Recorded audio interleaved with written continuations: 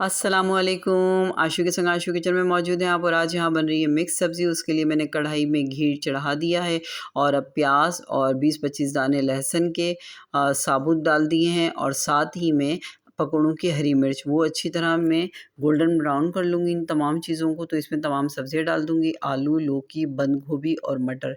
ये तमाम चारों सब्ज़ियाँ इसमें शामिल करके इसे भी अच्छी तरह भून लेंगे, और फिर इसमें तमाम स्पाइस डाल देंगे, जिसमें राई दाना सबसे पहले आप शामिल कीजिएगा, फिर हल्दी, फिर गरम मसाला और सालन मसाला। सालन मसाला आप किसी भी ब्रांड का ले सकती हैं, उसको इसमें शामिल कर लीजिए और बहुत अच्छी तरह से भून लें।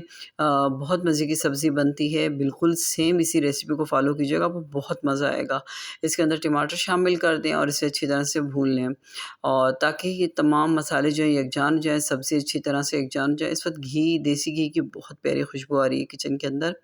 तो ये देखें, मैंने पानी डाल के इस मसाले को जो कढ़ाई पे लग रहा था वो सब मिक्स कर दिया है। अब इसे पानी डाल के 1 गिलास तकरीबन मैं इसे रख दूँगी, और ये अच्छी तरह से भुन जाएगा, गल भी जाएँगी सब्ज़ियाँ। तो फिर आप इसे नान के साथ खाइएगा, बहुत मज़ा आएगा। साथ में अचार रखें, चटनी रखें।